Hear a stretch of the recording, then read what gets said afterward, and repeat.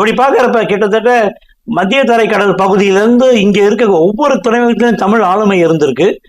இது உலகத்துடைய மேற்கை இணைத்த மக்களாக இவங்க இருக்கிறாங்க.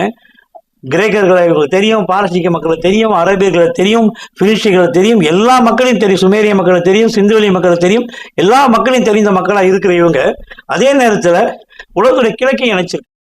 கலந்துரு திருவீர் புலம்பெயர் மக்கள்ன்ற மாதிரி இந்த மக்கள் உங்களுக்கு சாவக மக்கள் தெரியும், இந்தோனேஷியா மக்கள் தெரியும், ஆஸ்திரேலியா மக்கள் தெரியும், பிலிப்பைன்ஸ், கொரியா, ஜப்பான், சைனா, கிட்டத்தட்ட தென் அமெரிக்கா, வட அமெரிக்கா எல்லா மக்களையும் இந்தோ பசிபிக் கடல்ல இருக்கக்கூடிய அத்தனை தீவுகளும் தெரிஞ்சு வச்சிருக்காங்க. இது காலகம் சொல்லக்கூடிய பர்மாலேருந்து இந்தோசீனா எல்லா இடம் தெரிஞ்சு வச்சிருக்காங்கன்னா இவருடைய கடல்சார் ஆளுமை எந்த அளவுக்கு இருந்திருக்கு பாருங்க. இது ரொம்ப ரொம்ப முக்கியம்.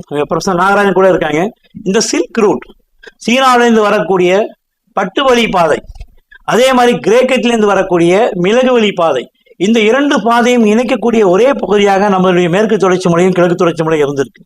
இந்த பாதைகள் மூலமாக ஒரு கிரேக்கருக்கு சீனாவை நேரடியாக தெரியாது, ஒரு சீனருக்கு கிரேக்கரை நேரடியாக தெரியாது. ஆனால் இந்த தமிழ் மக்களுக்கு இரண்டு பேரையும் தெரியும், இரண்டு மொழியும் தெரியும், இதோடைய பொருளை வாங்கி விற்கக்கூடிய தன்மையும் தெரியும்.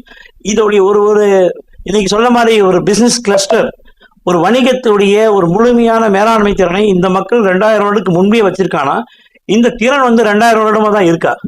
குறிப்பா சோழர் பத்தி தான் நம்ம பேசுறோம், பல்லவரை பத்தி தான் பேசுறோம், சேரர் பாண்டியரை பத்தி தான் பேசுறோம். ஆனா அதுக்கு முன்னாடி உங்களுக்கு திறமை இருக்கு. ஏன்னா 2000 வருடம் முன்னாடி உலகம் முழுக்க போயிட்டு வந்த ஒருத்தனுக்கு 2000 வருடம் வரலாறு தானா? இல்ல, அந்த வரலாறு எத்தனை ஆயிரம் வருடங்கள் பின்தங்கி இருக்கின்றத, பின்னோக்கி இருக்கின்றத நம்ம பார்க்க வேண்டிய சூழல் நமக்கு இருக்கு.